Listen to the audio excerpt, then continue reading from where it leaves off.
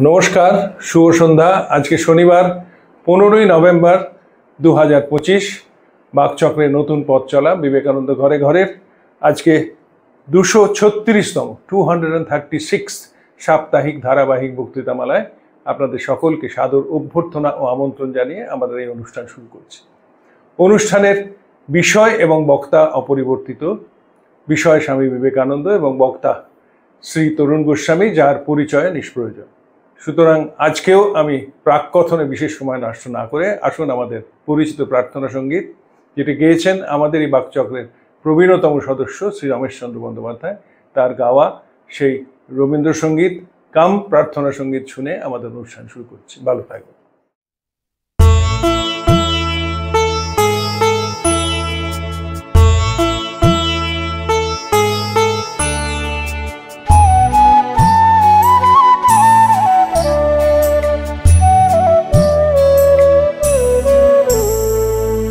তোমারে করিয়াছি জীবনের রূপতারা, এ সমুদ্রে আরো কবু হব না গো পথহারা। তোমারে করিয়াছি জীবনের রূপতারা।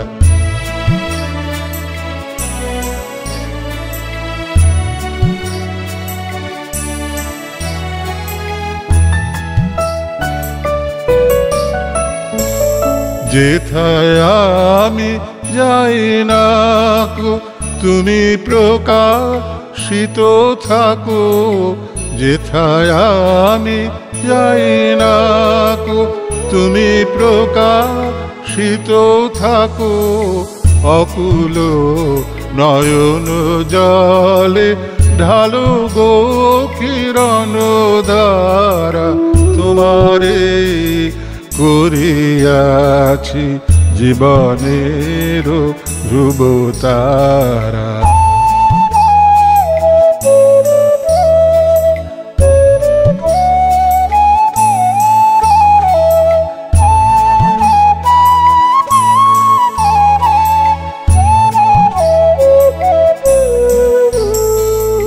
তব মুখ সদা মনে জাগিতেছে সঙ্গপানে, তিলেকো অন্তর হলে নাহিরি কুল কিনারা। তব মুখ সদা মনে জাগিতেছে সঙ্গপানে, তিলেকো অন্তর হলে নাহেরি কুল কিনারা।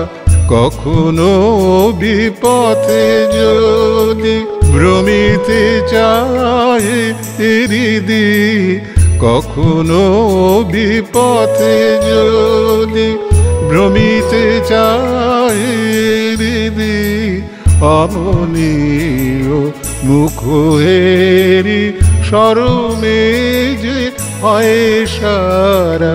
তোমারে করিয়াছি জীবনের রূপতারা, এ সমুদ্রে আরো কবু হব না গো পথহারা। তোমারে করিয়াছি জীবনের ধ্রুবতারা।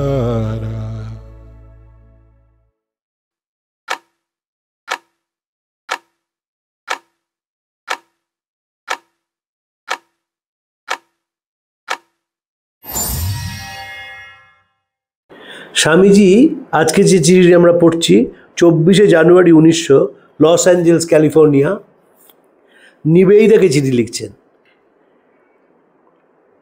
এবং মজা হচ্ছে চিঠিটার পিওর পরে ড্যাশ, মানে যেটা লিখেছিলেন স্বামীজি মার্গারেটকে, কখনো মার্গট বলতেন, কখনো মার্গর হোয়াইট বলতেন, তো যেটা সেটা হয়নি। কিন্তু স্বামীজি সেখানে লিখছেন, যে শান্তি ও বিশ্রাম আমি খুঁজছি তা আসবে বলে তো মনে হচ্ছে না, তবে মহামায়া আমাকে দিয়ে অপরের অন্তত আমার স্বদেশের কথঞ্চিত কল্যাণ করছেন। আর এই উৎসর্গের ভাব অবলম্বন নিজ অদৃশ্যের সঙ্গে একটা আপোষ করতে অপেক্ষাকৃত সহজ। এই চলে এলাম আমরা আসল জায়গায়। এই ভারতবর্ষ সব সময় আসলে আমি যে বিবেকানন্দ, ভারতবর্ষ, রামকৃষ্ণ আন্দোলন এসব মিলিয়ে মিশিয়ে ফেলি কেন? কারণ এমন একজন বড় সাধুর কাছে বড় হয়েছিলাম, তিনি ছোটবেলায় বিবেকানন্দরা ঢুকিয়ে দিয়েছিলেন মতো, তার নাম লোকেশ্বরানন্দজি। এমনভাবে বিবেকানন্দ পড়িয়েছিলেন যে বিবেকানন্দ ঠিক তার দর্শনটা কি, বিবেকানন্দ মানে কি আমাকে একদম পরিষ্কার। আমি গলা জলেও তর্ক করতে রাজি আছি। কারণ তারপরে আমি যখন বড় হয়েছিলাম, আমার দুজনের সঙ্গে স্বামীজিকে নিয়ে খুব কম করে হলো আলোচনা হয়েছিল। একজনের নাম স্বামী রঙ্গনাথানন্দজি, আমার মনে তিনি বিবেকানন্দ বুঝতেন। আরেকজনের নাম স্বামী ভূতেশানন্দজি, আমার গুরুদেব, তিনি বিবেকানন্দ বুঝতেন। তিনি গুরুদেব ছিলেন, সেই জন্যে আলোচনার সুযোগ পেতেন না। গম্ভীর মানুষ ছিলেন, খুব হাসি খুশি কিন্তু গম্ভীর হয়ে থাকতেন। প্রেসিডেন্ট বা ভাইস প্রেসিডেন্ট লোকে তো আলোচনার সুযোগ পায় না, কিন্তু আমার যেহেতু কম বয়স ছিল এবং গণেশ মহারাজ স্বামী নিত্য মুক্তানন্দজি সুযোগ করে দিয়েছিলেন, যখন স্বামীজির কথা মহারাজকে জিজ্ঞেস করেছি তার প্রপার এক্সপ্লেনেশনটা দিতে পেরেছিলেন। এবং লোকেশ্বরজি তো বটেই, রঙ্গনাথানন্দজি তো বটেই, যে proper explanation of Vivekananda. What is Vivekananda? Vivekananda is India.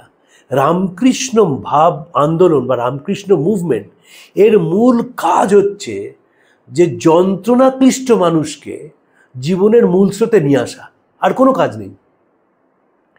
যন্ত্রণাক্লিষ্ট মানুষ সে যেভাবেই যন্ত্রণা পাক, সে মনে যন্ত্রণা পাক, সে খিদে ছটফট করুক, সে গৃহহীন হোক, বস্ত্রহীন হোক, তাকে জীবনের মূল স্রোতে নিয়ে আসা হচ্ছে রামকৃষ্ণ আন্দোলনের। কোনো কাজ নেই এছাড়া। ক্রিস্টোফার ইশারুডের যে বই আছে স্বামী গম্ভীরানন্দের, history of the Ramakrishna Math and mission, বইটা পাওয়া যায় না এখন, তার ভূমিকাটা ক্রিস্টোফার ইশারুড লিখেছিলেন। এবং সেখানে বলছেন যে spiritual truth is eternal, but it has to be restated and redemonstrated in human life so that it can solve the varying problems of every succeeding epoch. এই ভ্যারিং প্রবলেমস আমি মাঝে মাঝে এক কথা বলি, আমি বুঝতে পারি আমি যেভাবে বিবেকানন্দকে ভালোবাসি, বোঝবার চেষ্টা করি, সাধারণত লোকে বাসে না, তারা বোঝে না যে রামকৃষ্ণ ভাব আন্দোলনের একটা বড় কাজ হচ্ছে একাকিত্ব কাটাতে উদ্যোগী হওয়া। আমি বিশ্বাস করি, কারণ ধরুন একজন মানুষ একাকিত্ব হয়তো, অ্যালোন আর লোনলি কিন্তু এক নয়। আমরা ওটাকে এক করে ফেলি, আমি alone, I am alone and I am lonely. আমার 30 জনের মধ্যেও আমি একাকিত্ব অনুভব করতে, একাকিত্ব হচ্ছে একটা বড় মানসিক যন্ত্রণা, আমি একা থাকতেই পারি। সেইখানে একটা বড় ভূমিকা আছে রামকৃষ্ণ ভাব আন্দোলনের। আগের চিঠিতে বললাম টাচ, ওই টাচ একটা বড় ভূমিকা। পাশে বিবেকানন্দ পড়ে শোনানো। আমার পিসেমশাই খুব বড় ডাক্তার ছিলেন। আমি যখন 11 ক্লাসে পড়ি তিনি আমাকে বলেছিলেন, তিনি সন্তোষ কাঠিয়াবাবুজির শিষ্য ছিলেন, যে ধরো একটা মানুষ ভেঙে পড়েছে, একদম রেস্টলেস, কথা বলার পরে তার কাছে একটু রেস্টলেসনেস কমে গেছে, একটু সেটেল করেছে, তুমি তাকে কোনো ভালো জিনিস পড়ে শোনাও, কম শোনাও, কিন্তু ম্যাজিকের মতো কাজ হবে। পিসমশাই বলতেন এটা। তিনি গিরীন্দ্রশেখর বসুর সঙ্গে নিবিড় সঙ্গ করেছেন, তার বিধান রায়ের ছাত্র ছিলেন, সব বড় বড় ডাক্তারকে দেখেছেন। এখন বেঁচে থাকলে অনেক বয়স হতো, 1909 সালে জন্মেছিলেন। তো বলতেন খুব কাজের। বিবেকানন্দও ঠিক তাই। বিবেকানন্দ নিবেদিতে ক্রিশ্চিয়ান লিখছেন যে তার কাছে ভারতের কথা শুনতো, ভারত তার কাছে জীবন্ত হয়ে উঠত, তার ইতিহাস, তার মানুষ, সব কিছু। এবং কেন? কারণ স্বামীজি আমাদের ইনভলভ। আমরা ভারতবর্ষটাকে ভালোবাসি না কেন? তার কারণ আমরা যে দেখি না ভারতবর্ষটাকে, বারবার মনে হয়। যারা ধরুন আমাদের তো পশ্চিমবঙ্গের তো সবচেয়ে বড় ডিফেক্ট স্বাধীনতার পরে, যেটা ওয়ান সিটি স্টেট, কলকাতাটাই শহর। যদি আজকে পূর্ববঙ্গর সাথে থাকতো তাহলে কিন্তু কলকাতা যেমন ইম্পর্টেন্ট, ইকুয়ালি ইম্পর্টেন্ট ছিল ঢাকা, ইকুয়ালি ইম্পর্টেন্ট ছিল ময়মনসিংহ, ইকুয়ালি ইম্পর্টেন্ট ছিল পাবনা, রাজশাহী। কিন্তু এখন তো হলো না তা। স্বাধীনতার পরে ওয়ান সিটি স্টেট হয়ে গেল। ফলে এই দেশটাকে আমরা ঘুরে দেখি না। যদি একবার ঘুরে দেখতে আমরা শুরু করি ভারতবর্ষটাকে, এত সুন্দর পৃথিবীর কোনো দেশ নেই, হতে পারে না। কারণ অন্য দেশ তো উইন্টার একটা প্রলংড, যেখানে উইন্টার প্রলংড সেখানে ডিপ্রেশন এবং ফ্রাস্ট্রেশন প্রলংড। নেহাত আজকাল ঘরে রুম হিটার আছে, তাই রুম হিটার আছে বলে মানুষ, আপনি আজকে থেকে 150 বছর আগের কি 200 বছর আগের আমেরিকা বা ইংল্যান্ডের ইতিহাস পড়ুন, সাইকোলজির ইতিহাস। যেই উইন্টার আসছে, at the onset of winter, মানুষ আস্তে আস্তে ফ্রাস্ট্রেটেড হয়ে পড়ছে, নানা ধরনের ক্রাইম। কেন? Because of winter. এই দেশটা, আপনি যদি পশ্চিমবঙ্গই শুধু ঘোরেন, পুরুলিয়া, বাঁকুড়া, ঝাড়গ্রাম কি সুন্দর, ভাবা যায় না। কিন্তু আপনাকে থাকতে হবে দেখার জন্যে, দেখার চোখ তৈরি করতে হবে। কেন গডস ওন কান্ট্রি বলা হচ্ছে? মার্ক টালি আমার খুব বন্ধু মানুষ ছিলেন, খুব বন্ধু ছিলেন। একটা চমৎকার বই আছে, there are no full stops in India. Full stops নেই, অসাধারণ। প্রফেসর এল ব্যাসাম, তার বিখ্যাত বই ওয়ান্ডার দ্যাট ইজ ইন্ডিয়া।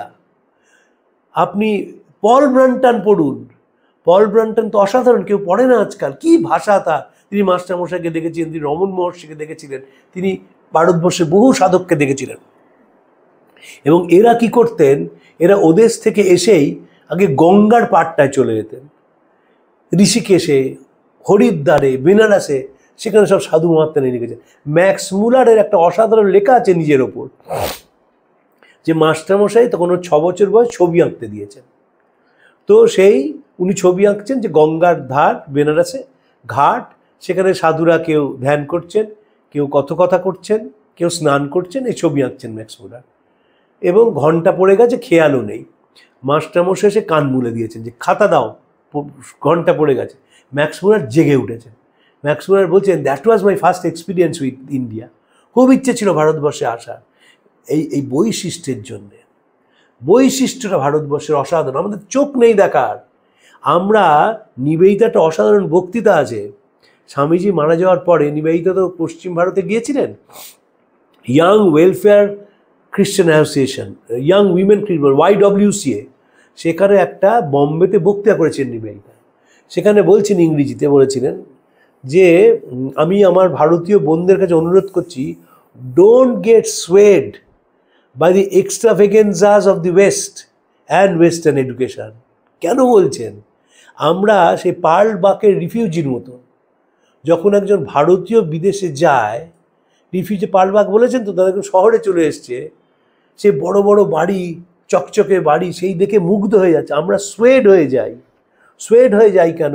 আমাদের ভেতরে জেনেটিক্যালি সাহেবদের প্রতি একটা আনুগত্য আছে, জেনেটিক্যালি। 1757 থেকে 1947, এ তো 190 বছরের ইতিহাস, তো মুছে দেওয়া খুব কঠিন। শিক্ষার মধ্যে দিয়েও তাই হয়। দেখলেন তো কালকে ভেনিস ফেস্টিভ্যালে একজন ভদ্রমহিলা, তিনি পুরুলিয়ার ওপর পুরস্কার পেয়েছেন তো, অসাধারণ, সং অফ দ্য ট্রিজ। কেন তিনি বাংলায় বললেন না? বলতে পারেন না, আন্তর্জাতিক মঞ্চ। কে বলেছে? ব্রেজনেভ ইংরেজিতে বলতেন, রাশিয়ানের ইংরেজিতে বলতো, জার্মানের ইংরেজিতে বলতো, ফ্রেঞ্চম্যানের ইংরেজিতে বলতো? বলতো না, কারণ ইন্টারপ্রেটার তো সর্বত্রই আছে। কিন্তু আমাদের বলতে হয়, কারণ ওই আন্তর্জাতিক ভাষা বলে নয়, আমাদের যাত্রা বিমান নেই। কোনো ক্ষতি হতো না তো? 10 জন ইন্টারপ্রেটার বসে আছে, 10 জন। এবং আজকালকার যে আপনার যে কানে যে যন্ত্র পড়ে নেয়, আপনি যে ভাষাতে বলুন, ইনস্ট্যান্ট ট্রান্সলেশন হয়ে যাচ্ছে তো, কিন্তু বাংলায় বললেন না, তাকে ইংরেজিতে বলতে হলো। এবং এই যে বললেন না, সঙ্গে সঙ্গে পুরুলিয়ার মাটির গন্ধটা চলে গেল। বললেই তো হতো। তখন বলতে পারেন যে, কেন রবীন্দ্রনাথ তো নোবেল প্রাইজ অ্যাকসেপ্টেন্স স্পিচটা বাংলায় বলেননি? বলতেই পারতেন। তখন তো পরাধীন দেশ। রবীন্দ্রনাথ যদি 2025 সালে নোবেল প্রাইজ পেতেন, বাংলায় বলতেন ওটা। তো আমাদের সেই দেশের টানটা নেই, দেশের প্রতি টান হয় না আমাদের, হয় না। তার কারণ হচ্ছে যে আমরা দেশের ত্রুটিগুলো ভাবতে শুরু করি। এই দেশের যে গুণ কি আমরা ভাবি না, ভাবতেই পারি না, কারণ সাহেবদের চোখে দেশটাকে দেখি। ব্রজেন্দ্রনাথ শীলের নাতি অনিল শীল, তিনি অক্সফোর্ড বিশ্ববিদ্যালয়ের ইতিহাসের মাস্টারমশাই ছিলেন। তিনি বলেছিলেন যে ভারতবর্ষের যে স্বাধীনতা আন্দোলন, এটা কোনো আন্দোলনই না, এবং এটা স্বাধীনতার জন্যও আন্দোলন না, ইট ওয়াজ আ ফাইট অফ সাম হুলিগানস। মানে বুঝতে পারছেন তো, প্রফুল্ল চাকি, ক্ষুদিরাম, বিনয় বাদলদের সব হুলিগান হয়ে গেল। বলছেন কে? ব্রজেন ছিলেন নাতি। কেন বলছেন? ধারণাই ছিল না এই দেশটা কেমন। দেখেননি বলে বিবেকানন্দের সুবিধা যে দেশটাকে দেখেছিলেন। আমরাও যে এখন যাই, বেড়াতে যাই ভারতবর্ষে, এখন বেড়াতে যায় না কেউ, পয়সা লোক সিঙ্গাপুরে বেড়াতে যায়। যদি ম্যাড্রাসে বেড়াতে যায় সে তো শহরটাকে দেখে, ম্যাড্রাসের গ্রামকেও দেখে, সেখানে সকাল হওয়াটা দেখে, সেখানে জীবনযাত্রা দেখে না। ফলে এই দেশটাকে আমরা বুঝতে পারি না, টানতে পারি না, আমরা জানতেও পারি না দেশটাকে। আমি মাইলের পর মাইল রানীক্ষেতে হেঁটেছি, এবং হেঁটে যে পাইন গাছ, বিবেকানন্দ পড়েছি বলে হেঁটেছি। বিবেকানন্দের চিঠি লিখেছিলেন জোসেফিন ম্যাকলাউডকে যে তুমি পাইন গাছের মতো হও। কেন বললেন? স্বামীজি পাইন গাছ দেখেছিলেন যখন তিনি উত্তরাখণ্ডে ঘুরে বেড়াচ্ছেন, আলমোড়ায়, রানীক্ষেতে, কৌশানীতে গিয়েছিলেন। তো পাইন গাছের মজা হচ্ছে যখন কোনো ঝড় হয় ওই কাণ্ডটা মাটি ছুঁয়ে ফেলে, ছুঁয়ে আবার ঠিক দাঁড়িয়ে যায়। এটা দেখেছিলেন স্বামীজি কাছ থেকে, এই এক্সপ্রেশনটা করেছেন। শ্রীরামকৃষ্ণ মনটাকে দেখেছিলেন, তাই বলছেন মনের বাজে খরচ করো না। শুনেছেন কোনোদিন মনের বাজে খরচ? পয়সার বাজে খরচ হয়, মনের বাজে খরচ। এই এক্সপ্রেশন পেয়েছেন কোথাও? ঠাকুর বলেছিলেন, কারণ তিনি মানুষকে দেখেছিলেন বলে। বিবেকানন্দর কি হয়েছিল, তিনি এক ভারতবর্ষটাকে দেখলেন। তা কেন দেখলেন? বিশ্বনাথ দত্ত তো শরীর দিলেন, ভুবনেশ্বরী হৃদয় দিলেন, বন্ধু বান্ধবরা প্রাণ এনে দিলেন, আর রামকৃষ্ণ চোখটা বসিয়ে দিলেন। ওই চোখটা যদি না থাকতো তাহলে ঠাকুরের শিক্ষা ইনকমপ্লিট।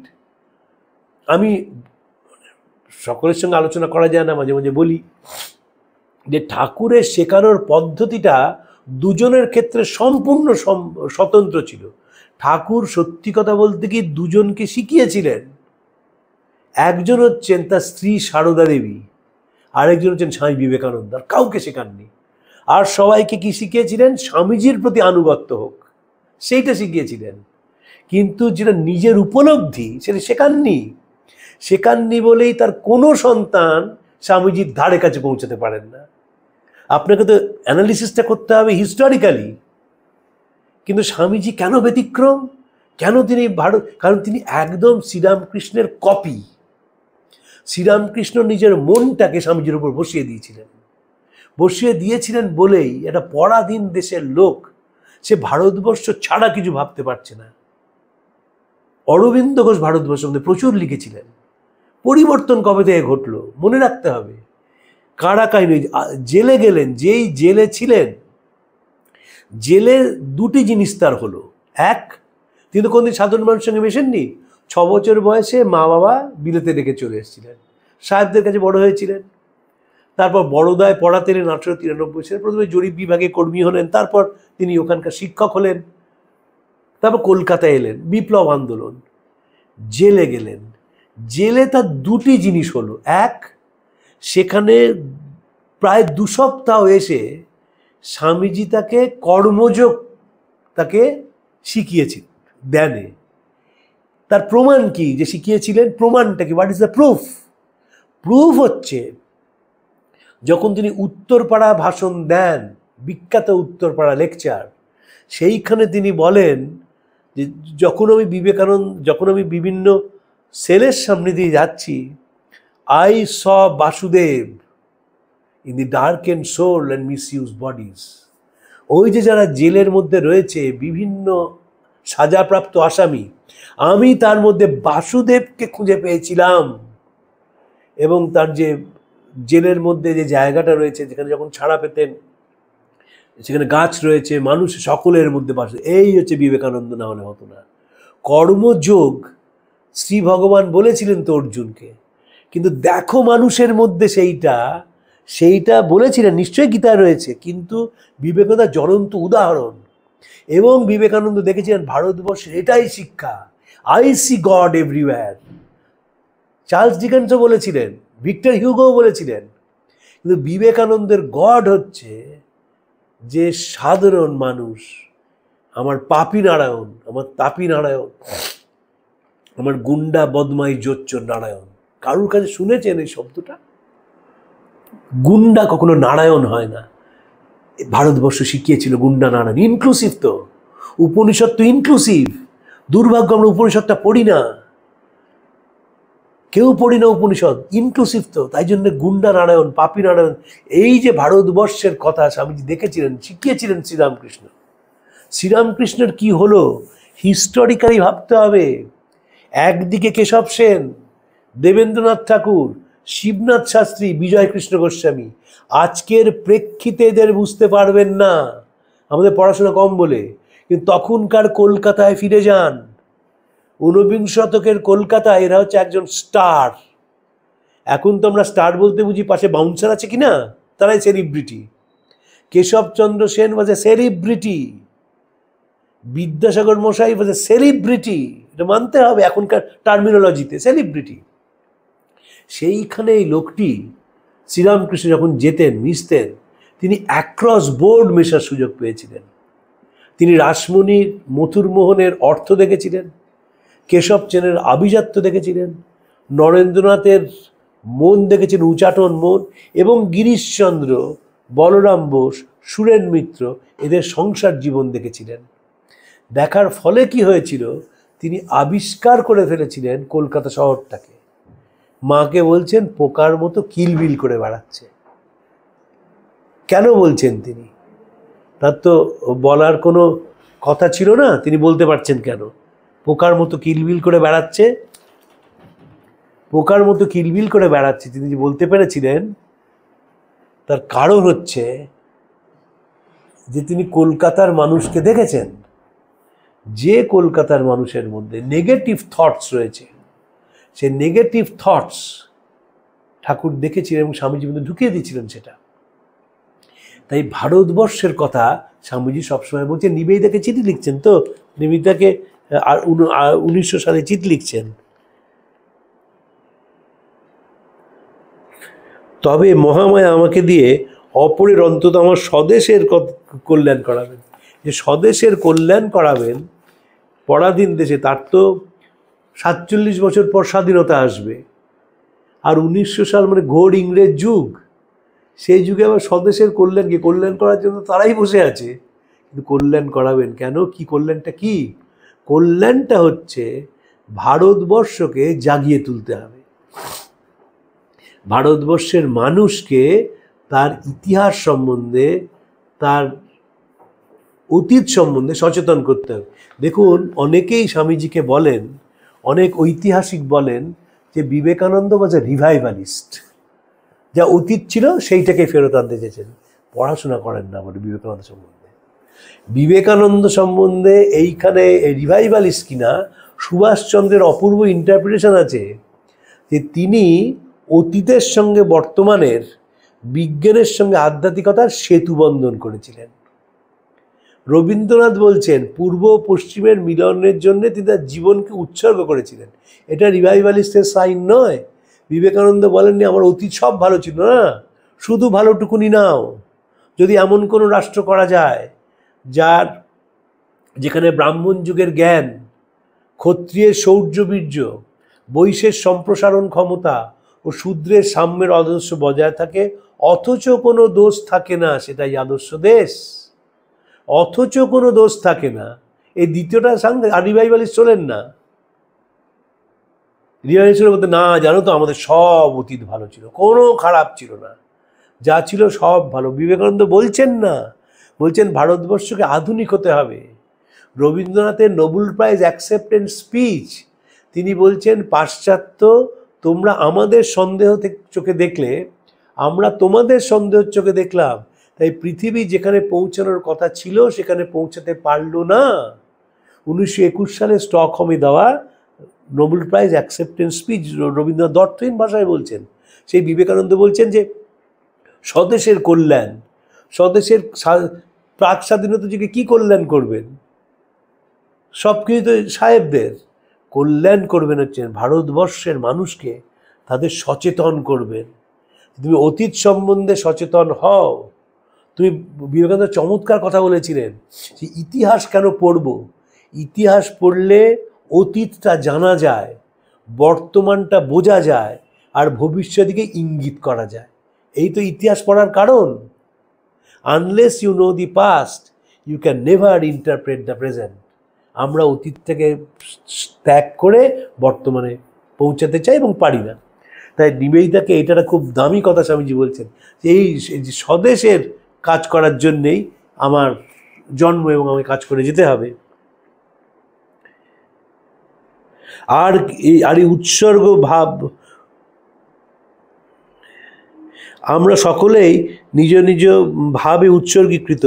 মহাপূজা চলছে, একটা বিরাট বলি, বিভিন্ন অন্য কোনো প্রকারের এর অর্থ পাওয়া যায় না। যারা স্বেচ্ছায় মাথা পেতে দেয় তারা অনেক যন্ত্রণা থেকে অব্যাহতি পায়, আর যারা বাধা দেয় তাদের জোর করে দাবানো হয় এবং তাদের দুর্ভোগ হয় বেশি। আমি এখন স্বেচ্ছায় আত্মসমর্পণ করতে বদ্ধপরিকর। এই যে বলছেন যে দেখো, যে এই যে উৎসর্গ করা নিজেকে, মায়ের জন্য বলি প্রদত্ত বলতেন তো। আমাকে অনেকেই বলছে, আরে তোমার স্বামীজির কথা আর বলো না, তিনি বলছেন মার জন্য বলি প্রদত্ত, অতএব একেবারে ওই ফাঁসি কাটে গিয়ে বলি দিয়ে দেবে। তা না, I am dedicated to social development, তাই জন্য বলি প্রদত্ত। I am dedicated. আজকে আলোচনা হচ্ছিল সুজিতদার সঙ্গে যে আমরা কেউ সিনসিয়ার না। কেন সিনসিয়ার না? আমরা ডেডিকেটেড না বলে। আমরা সব কিছুতেই পার্ট টাইম বলে, জীবনটাও পার্ট টাইম, সব কিছুতেই পার্ট টাইম। তো স্বামীজি বলছেন যারা এই উৎসর্গ করতে রাজি থাকে নিজেদের, স্বামীজির চমৎকার কথা আছে। তিনি বলেছিলেন, একদিকে ছিলেন আমার মা এবং ভাই বোনেরা, অন্যদিকে শ্রীরামকৃষ্ণ তার আদর্শ। আমি জানতাম আমি ছাড়া এই আদর্শ কেউ জগতে ছড়াতে পারবে না। আমি দ্বিতীয়টিকে ভালোবেসে প্রথমটিকে ত্যাগ করেছিলাম। এটা মনে রাখতে হবে। আমরা বিবেকানন্দ ঘরে ঘরে কেন শুরু করেছিলাম বা কেন এখনো আছি? বিবেকানন্দ ঘরে ঘরের কাজ হচ্ছে মানুষের ভেতরে আলোটা উস্কে দেওয়া। আমরা আলো জ্বালাতে পারবো না, কিন্তু উস্কে দিতে পারবো। আমরা যে আধ ঘন্টা করে বলি, নানা বইয়ের রেফারেন্স দিই, এবং আমরা চাই যে আপনারা স্বামীজি পড়তে শুরু করুন। ওই আলোটা উস্কানি দেওয়া। আমরা অবশ্যই ব্যাপকভাবে সার্থক হয়েছি। আমাদের স্বীয় ক্ষমতায়, যেখানে আমাদের কোনো ব্যানার নেই, আমাদের কোনো স্পন্সর নেই, আমাদের কোনো সাপোর্টার নেই, একক চেষ্টায়, সুজিতদার একক প্রচেষ্টায়, পবিত্রর সহযোগিতায় যেখানে পৌঁছেছে বিবেকানন্দ ঘরে ঘরে, সেটা দৃষ্টান্ত। দৃষ্টান্তটা কি? যে অনুরোধ, বিবেকানন্দ পড়ুন। এটা তো হাম্বল রিকোয়েস্ট, আর কিছু না। ডেভিড হিউম বলেছিলেন, it's a prayer, A petition and a request. আমরা আবেদন করি, আপনারা পড়ুন। আমরা বলি যে আপনারা দেখুন, এবং শেষে বলি যদি একবার পড়েন এর থেকে বড় মানুষ আর পাবেন না। সেই জন্যেই বাকচক্র, যে বিবেকানন্দের আলোটা উস্কে দেওয়া। প্রশ্ন করতে শুরু করুন, জানতে শুরু করুন, বিবেকানন্দের সঙ্গে বন্ধুত্ব স্থাপন করুন, মনে বসান এবং দেখুন যে ভারতবর্ষের কথা বিবেকানন্দ বলেছে আপনি সেই ভারতবর্ষকে চিনতে পারছেন কিনা। আর যদি একবার চেনেন, যদি ফিজিক্যালি কাজ করতে নাও পারেন, মেন্টালি বা স্পিরিচুয়ালি মানুষের পাশে থাকুন এবং তাদের মধ্যে খুঁজে নিন বিবেকানন্দকে। স্বামী নিত্যস্বরূপানন্দের বিখ্যাত কথা, ওই ভিখারিগুলো যে রয়েছে তাদের মুখের দিকে তাকাও, যেদিন রামকৃষ্ণকে ওদের মধ্যে দেখতে পাবে সেদিন প্রণাম করতে যাবে ঠাকুরের মন্দিরে, না হলে বুঝবে পুরোটাই থিয়েটার। ওলিসেরা বুলকে লেখা। আমি আবার ফিরে আসতে চাই যাতে আমি তাদের সেবা করতে পারি। আমার পাপী নারায়ণ, আমার তাপী নারায়ণ, আমার গুন্ডা বদমাইশ লুচ্চা নারায়ণ। আমি সেই দেবতার পূজারী। অজ্ঞেরা যাকে ভুল করে মানুষ বলে ডাকে, আমি সেই দেবতা।